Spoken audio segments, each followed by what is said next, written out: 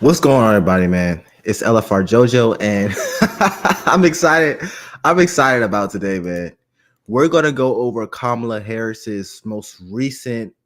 I don't want to say debate because it technically wasn't a debate, but we're gonna go over her most recent conversation, and she actually went on Fox News, which I'm pretty excited about because one thing or one critique I technically had of her was that she just didn't go on many of the opposing platforms to discuss her views.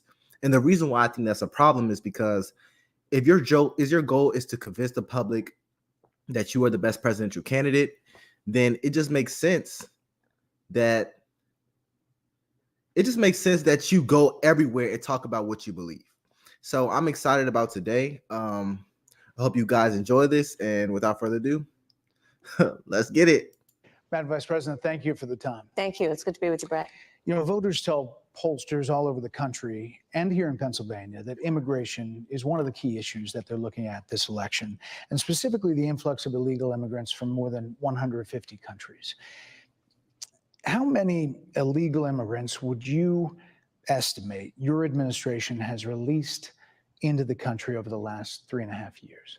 Well, I'm glad you raised the issue of immigration because I agree with you. It is a topic of discussion that people want to rightly have. And you know what I'm going to talk about. Yeah, but right just a number. Do you think it's 1 million, 3 million? Brett, let's just get to the point. Okay, the point is that we have a broken immigration system. It always just amazes me how she really refuses to acknowledge that they've made a mistake. And I understand you don't want to be seen as the victim, not the victim. You don't want to be seen as the bad guy.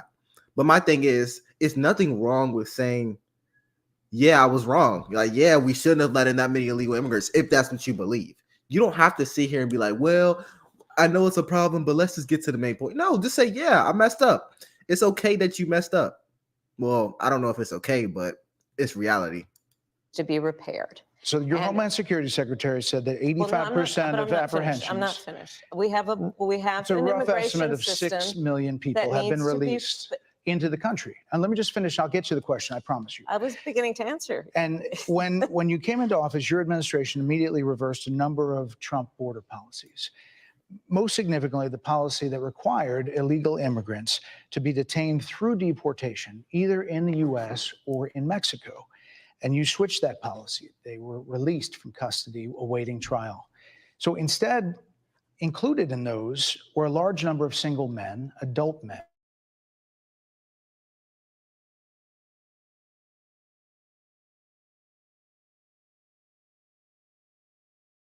of your administration. At the beginning of our administration, within practically hours of taking the oath, the first bill that we offered Congress, before we worked on infrastructure, before the Inflation Reduction Act, before the CHIPS and Science Act, before the bipartisan Safer Communities Act, the first bill, practically within hours of taking the oath, was a bill to fix our immigration system. Yes, ma'am. It was called the U.S. Citizenship Act of 2021. Exactly. It was essentially. Why is she not answering the question?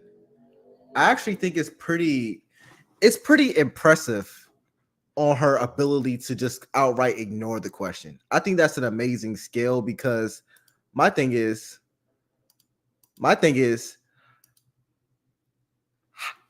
in order to purposefully ignore the question, this just shows me that you understand the question. You understand what he's asking you, but you just don't care enough. You don't care enough to really answer it. It's like the lack of accountability here is pretty insane. So, but pathway to citizenship for the finish, yes, ma'am. May I finish responding, please? But you have to let me finish. You have the White House and the House and the Senate, and they didn't bring up that bill. I'm responding to the point you're raising, and I'd like to finish. Yes, ma'am. We recognized from day one that, to the point of this being your first question, it is a priority for us as a nation and for the American people. And our focus has been on fixing a problem.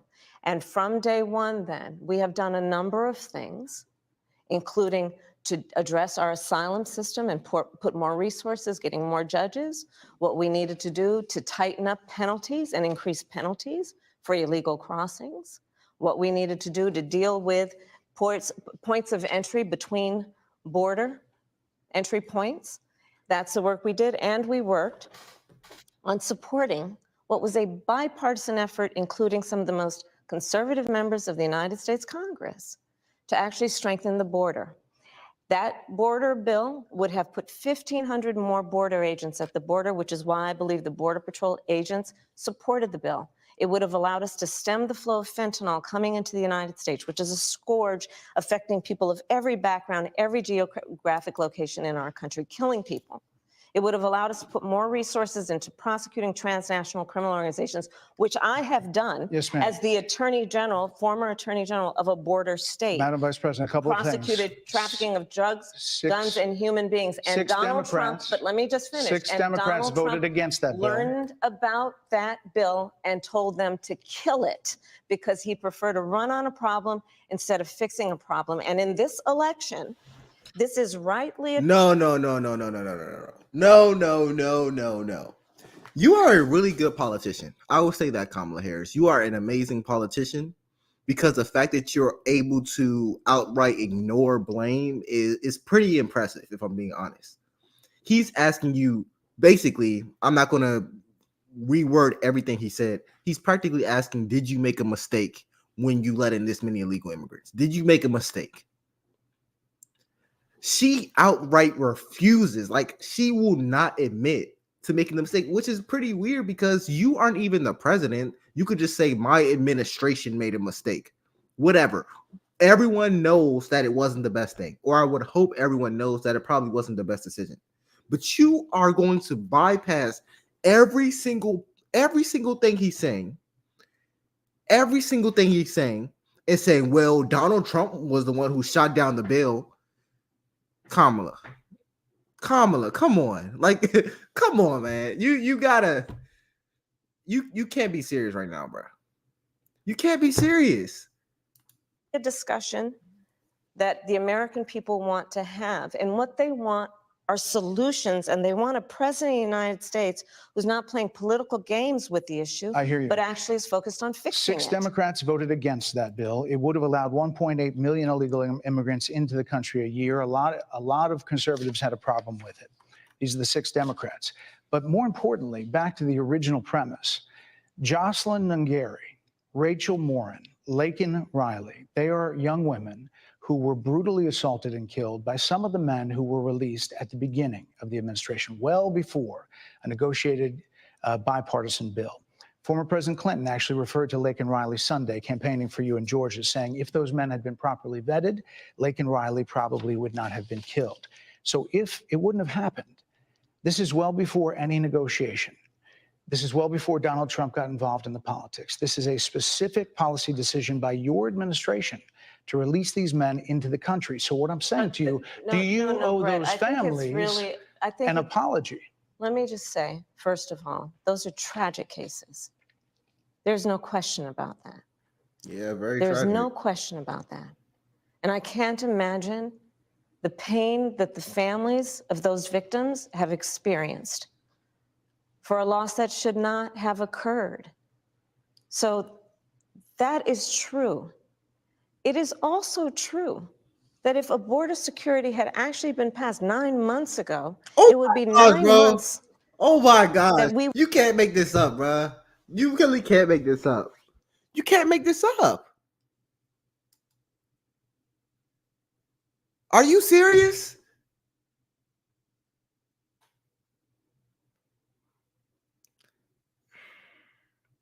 He brought up a problem that happened months within your administration, months within the time you took office. And like you said earlier in this video, the border bill was one of the first things you did as soon as the inauguration happened. It was one of the first things you did. That's what you said. So he brought up an issue that happened early on into the time that you were in office. Your rebuttal to this is going back to what Donald Trump should have did 9 months ago, or maybe what his administration should have did 9 months ago. Kamala, This is a classless response. I understand you said it was tragic. It was tragic. It's a very tragic event. You could have said, yes, it was tragic. We made a mistake. But instead, this is sad. We've been on this topic for 7 minutes and you refuse to admit that you messed up. You refuse to admit you messed up. We all know you messed up. Why do you refuse to say it? It's pathetic. It's sad, man. Like, it's really sad. We would have had more border agents at the border, more support for the folks who are working around the clock trying to hold it all together. Madam Vice President. To ensure that no future harm would occur. And this election in 20 days will determine whether we have a president of the United States who actually cares more about fixing a problem, even if it is not to their political advantage in an election, because there was a solution, Brett. Madam Vice President, it was a policy decision in the early part of your administration. I will let one of the mothers talk about it. Take a listen. Because of the Biden-Harris administration open border policies catch and release, they were enrolled in the Alternatives to Detention program. This meant that they were released into the United States. It was not even a full 3 weeks later that they would take my daughter, Jocelyn Nungare's life. I believe the Biden-Harris administration open border policies are responsible for the death of my daughter. That's the early days. So do you owe them an apology is what I'm saying. I will tell you that I am so sorry for her loss. I am so sorry for her loss. Sincerely. But let's talk about what is happening right now. Oh my gosh! An individual who does not want to participate in solutions. Let's talk about that as well. But do you want to answer in all fairness, you can't make this up. You can't make this up. You cannot make this up. He said, do you owe them an apology? She definitely is a lawyer. She definitely is a lawyer of some sort. Cause she said, I'm sorry for their loss, but let's talk about what's happening right now. Oh my gosh, this is insane. Wow. I told you, I feel awful for what she and her family have experienced. During that time, you said repeatedly that the border was secure. When in your mind did it start becoming a crisis? I think we've had a broken immigration system transcending, by the way, Donald Trump's administration even before. Let's all be honest about that. I have no pride in saying that this is a perfect immigration system. I've been clear, I think we all are, that it needs to be fixed. We need more. I was just down at the border talking with border agents, and they will tell you, and I'm sure you probably, I know you investigate and you are a serious journalist. They will tell you, we need more judges. We need to process those cases faster. We need the support for those cases that should be prosecuted.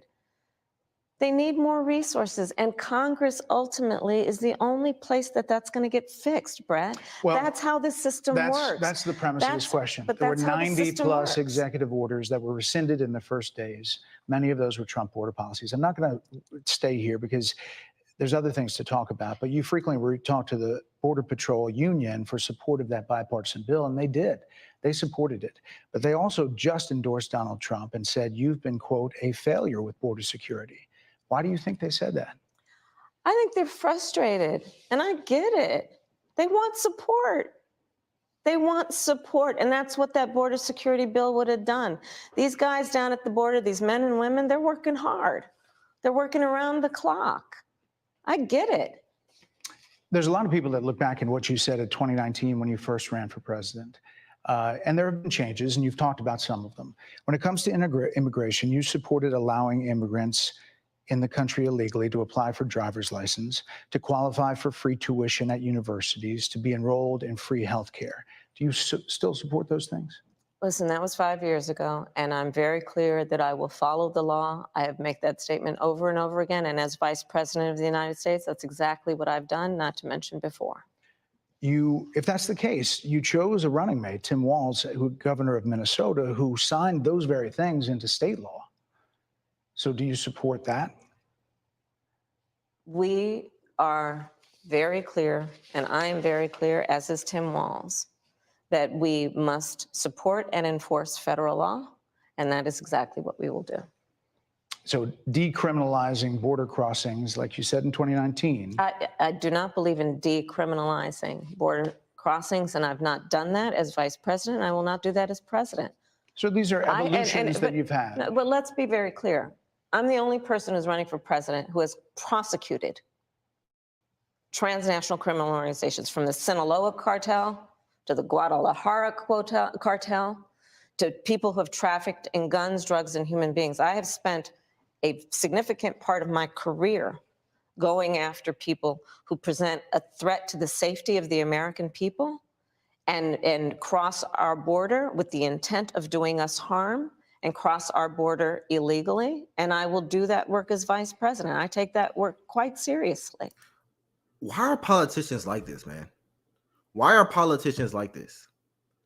I understand that whether or not you support Donald Trump or whether or not you support Kamala Harris, I think there's an underlying issue that we have here, and it's the lack of honesty. I think what we deserve as a nation, whether you're a leftist or Republican, we deserve someone who will at least tell us the truth. I think politicians get it mixed up that we want them to be perfect. We want them to do everything right. Obviously, as a politician, as a human, you're going to make mistakes. It's just going to happen. The problem here, though, is that there's an obvious mistake that Kamala Harris made, or whether or not you want to say it's her, that her administration has made. The same way every single administration in history makes mistakes. But she, in this instance, is downright refusing to admit to that. And yes, I'm going to focus on her because this video is about Kamala Harris. This automatically makes it seem as though you're untrustworthy. Look at this like any instance in life. Let's say you have a child, let's say you have a cousin or a friend, and you know they made a mistake. You see they made a mistake, it's obvious. Are you going to not talk to them anymore because they made a mistake? No, of course not. But if they begin to lie, or they begin to just downright gaslight you as if the mistake never happened, that's when we have a real problem. What's happening right now is Kamala Harris made a mistake. She knows she made a mistake. People make mistakes. He brought up the mistake saying, were you wrong in this? Do you owe her family an apology? The young girls passed away by some illegal immigrants. Do you owe them an apology? Well, I feel very sorry for her. Do you understand the difference? He said, do you owe her an apology? Her response was, I feel sorry for her. Do you understand why this is troubling? Let's say something bad happens in the country. Something detrimentally terrible happens. Let's say she wins the presidency and something terrible happens. And we're like, Kamala, why did this happen? Kamala, what's going on? Kamala, please tell us. And she says, well, I feel sorry for the Americans that were affected by this. You're going to look at her like she's crazy. And that's the problem. You are obviously not being honest right now. And it sucks because you could have won some votes. You could have won some votes if you just said, yeah, we made a mistake. We made a mistake, and I do feel sorry for her family. Her passing away was on us. I apologize. You see how easy that is? Any normal American would accept that answer. But what you're trying to do is use your lawyer skills or your politician skills to trick us into thinking that it wasn't your fault, when we know it was your fault. And we know it was your fault. But let's continue. This is a time when voters, especially here in Pennsylvania, are inundated with commercials and ads. They just want it to stop because it's every commercial. But many of them add noise, but a few of them seem to break through. This particular one from the Trump campaign has gotten a lot of attention. Kamala supports taxpayer-funded sex changes for prisoners. Surgery. For prisoners. For prisoners. Every transgender inmate in the prison system would have access. So are you still in support of using taxpayer dollars to help prison inmates or detained illegal aliens to transition to another gender? I will follow the law. And it's a law that Donald Trump actually followed.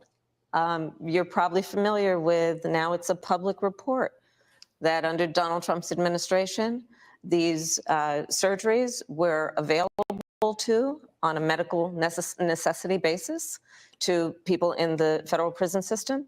And I think, frankly, that ad from the Trump campaign is a little bit of like throwing, stones when you're living in a glass house. The Trump aides say that he never advocated for that prison policy and no gender transition surgeries you know what? You got to happened take during responsible for what his happened in your presidency. administration. Yeah, no surgeries happened in his presidency. It's in So black and white. would you still? You have to take responsible for what happened in your administration. I can't. I'm trying to be fair here. I really am trying to give her the benefit of the doubt. I said she made one mistake. People in the comments say it was more than one mistake. I didn't even acknowledge the other mistakes. I'm trying to be calm here. I'm trying to be reasonable. Kamala Harris, you just said literally you have to take responsibility for what happened in your administration. But 10 minutes ago, you literally did not take responsibility for what happened in your administration. I think the problem here is Kamala Harris believes that her primary goal is to beat Donald Trump. Kamala Harris believes that her primary goal is to beat Donald Trump. Kamala, your goal isn't necessarily to beat Donald Trump. I know that's what you want to do, but your goal is to make America the best it can be. That's your number one goal. But when I hear your answers, all I can think about is you're trying to make yourself seem better than Donald Trump is, rather than making yourself seem the best that you can be. And there's a difference. When you're trying to just be better than Donald Trump, you don't really care about being the best you can be as long as you seem better than him. And that's the problem that I have in this specific interview. You're going back on your own words to defeat him when I'm not even worried about Donald Trump right now. I want to know about what you have to bring, what you want to do, what you stand for. Donald Trump, yes, he is your competitor. He's your competitor. But this isn't about Donald Trump. This is about Kamala Harris. What does Kamala Harris's administration stand for? What does Kamala Harris want to do? Who is Kamala Harris? This is what we want to know. This is not about, but Donald Trump. No, this is about you. Anyways, let's continue. Advocate for using taxpayer dollars for gender reassignment. I will surgeries. follow the law, just as I think say Donald in Trump would this. say he did. You would have a say as president. Like I said, I think it's he spent $20 million on those ads, trying to create a sense of fear in the voters because he actually has no plan in this election that is about focusing on the needs of the American people. Whereas at $20 million on that ad, on an issue that, as it relates to the biggest issues that affect the American people, it's really quite remote. And again, his policy was no different. Look at where we are, though. They say On it was plans for different, the but American we'll move people, on. I'm offering a plan to deal with affordable housing. Okay. I'm offering a plan to deal with what we need to do to strengthen small businesses, which are the backbone of America's economy. I am Okay. offering a plan that is about taking care of young parents and giving them the support they need. My plans for the economy will strengthen the economy, as have been reviewed by 16 Nobel laureates, Goldman Sachs, Moody's, and recently the Wall Street Journal, which have all studied our plans and have indicated my plans for our economy would strengthen our economy, his would make them weaker, Why do you would think more ignite people say- inflation and invite a recession by the middle of next year. Why Those do are you- the facts. Why do you think? Okay. Kamala Harris turned up a little bit. She just turned up. I appreciate her turning up. But I have a few questions. You say companies back your plan. Companies back your plan. They believe that his plan will invite a recession. Aren't we kind of already in a recession that your administration is kind of ignoring? And I'm not saying this to fault Kamala Harris necessarily, or fault the Democratic Party, or fault her cabinet. I'm saying this according to the people. How many of you are struggling to pay for groceries right now? How many of your kids who graduate from college, or just your kids in general, are struggling to get a job? How many bills have gone up? Have rent has almost doubled or quadrupled in the past 4 years? These are real issues that I've noticed in society. This is not me trying to attack her. This is something that's just happening. People's bills are going up. People's jobs are going down. There's actually it was an entire port strike a few weeks ago. But when we look at the numbers, oh, the economy is great. Everyone's doing fine. Everyone can pay for housing. There's no housing issue at all. There's no grocery issue at all. So when you attack Donald Trump and say, oh, his plan will cause a recession, his plan will be terrible for the economy, every CEO and every Fortune 500 company supports me. To the American people, I'm asking the people right now, do you trust Fortune 500 companies? What have Fortune 500 companies done to make American citizens happier in the past 4 years except raise their prices? They actually just had to pass a bill, or the bill that's getting passed right now, that says these same companies have to make it easier for American citizens to cancel their subscriptions, because they basically made it so impossible for Americans to cancel subscriptions that they just had to pass a bill. They had to pass a bill. So these are the same companies that now trust you. And I'm not saying this to necessarily attack you. I'm just opposing a different perspective. Americans have been struggling financially for the past 4 years. So how will his bill cause a recession if we are kind of already in a recession that just refuses to get acknowledged?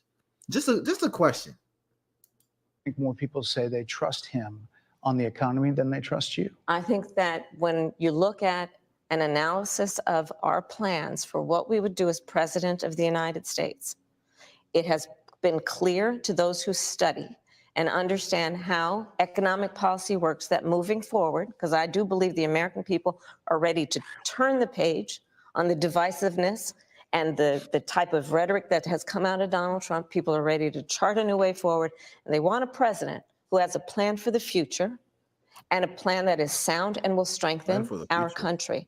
My plan for the economy does exactly that. His plan would be, again, to give tax cuts to billionaires and the biggest corporations in our country and blow up our deficit. It's interesting you said turn the page, Madam Vice President. You were asked on 2 different shows last week what, if anything, you would do differently than President Biden. Here's what you said.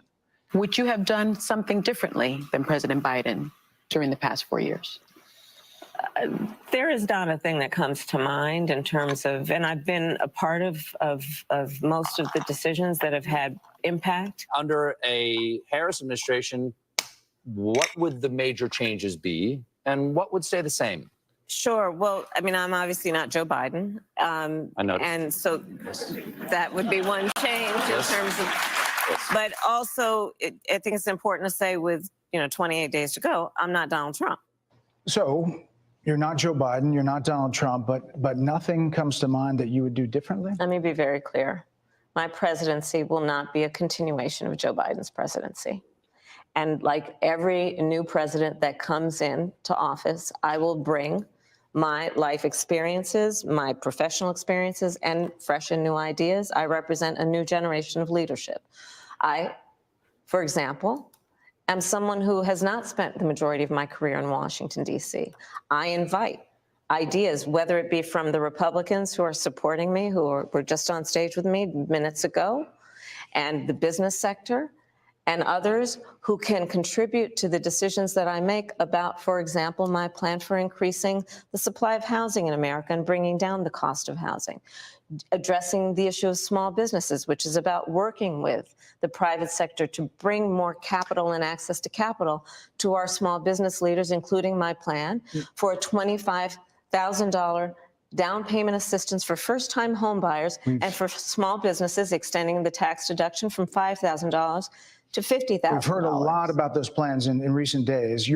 My problem, and this is not even necessarily a problem, I just have a question.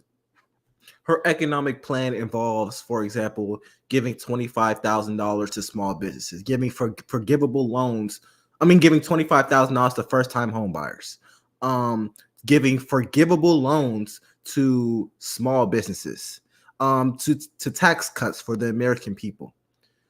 Yes, these sound amazing. I would love a $25,000 loan to buy my first house. I would love that. I would love to start a business and get a forgivable loan, which it confuses me a little bit because a forgiven loan is just free money. But I would love that. Who wouldn't love free money? But my problem with this economic plan is, how is America going to make money? And what I mean by that is, your plan is about spending money. You're going to spend $25,000 for every single person. You're going to spend money to give people tax cuts. You're going to spend money to do all these things, but where are we going to make money at? And the reason I'm bringing this up is because we have a lot of debt in America. The value of the dollar is subjectively going down. They're actually making entire organizations behind bricks, meaning they're trying to make their own currency and move away from the dollar. There's a deflation in our currency, practically. So if you know this, shouldn't the goal be to, make some money or protect the value of a US dollar? That's just a question I have, because right now I'm not necessarily hearing her talk about how America will create more jobs. Another thing, Donald Trump said that she said that Donald Trump will give tax cuts to the billionaires. She said Donald Trump will give tax cuts to the billionaires. The reason I'm bringing this up is because you said, Kamala Harris, that your plan is supported by majority Fortune 500 companies. The reason why this is important is because the people who are supporting your presidency or your candidacy are the billionaires. So just think about this.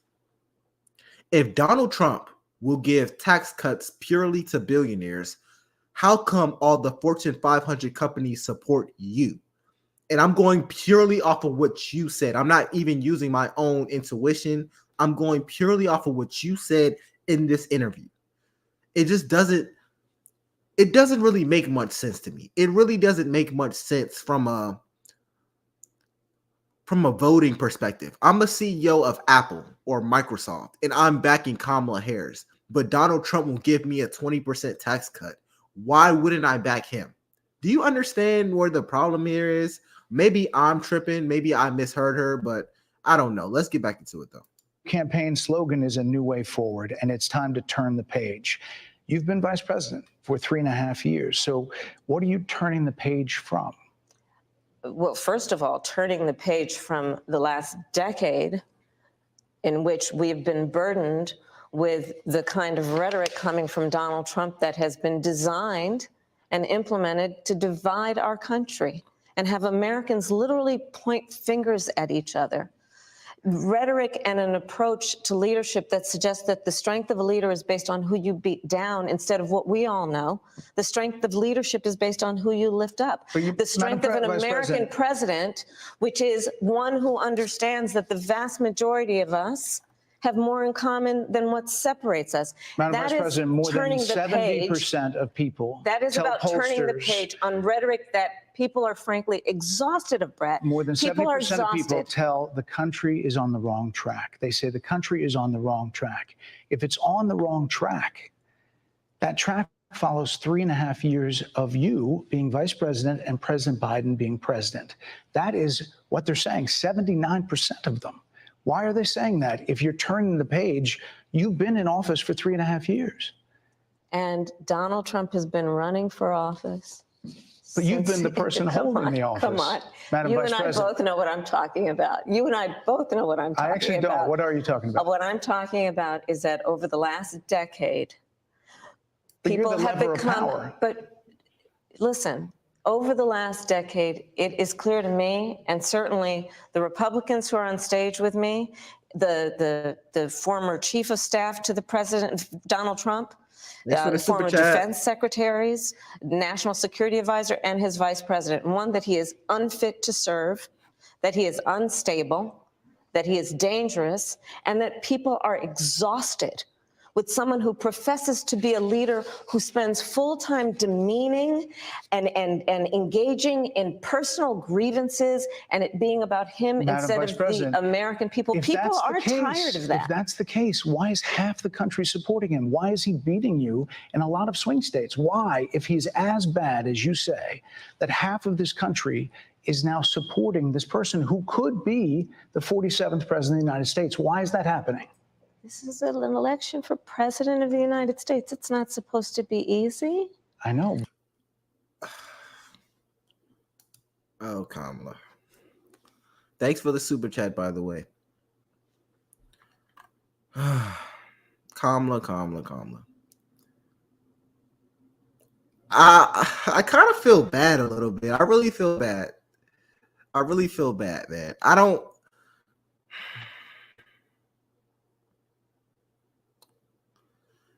It seems like this interview was just a little too much for her. It seems like it's just too much. He's posing ideals that I don't think she knows the answer to. He said, why do 70+% of Americans believe that America is headed in the wrong direction? Her response was practically because of Donald Trump. Donald Trump has been in the political eye for about the last 8 years or so. Probably it was longer than the past 8 years. He's been in the political eye for a long time, and he's the reason why America is headed down the wrong path. His response to that was, well, you've been the vice president for the past 3+ years, 4 years practically. So does this have anything to do with you? And I don't think she knows how to answer this. And I feel it's kind of sad. And I'm trying to really listen to her. But it's like she's not giving any real answers. And it's getting to the point where we're 20 minutes in the video. It's getting to the point where I don't think she has any answers. But she's not going to admit to that. She's not going to admit to that, man. And it's sad. It's honestly sad. But let me know what you guys think. I'm going to end this right here because we're not going to make any more progress for Kamala Harris. I don't think so in this specific video. I don't see where this is going to go. And I don't just want to pick on her in this video. We're not making any progress. It's LFR Jojo. Thanks you guys for tuning in. And I'll see you guys in the next one. Peace.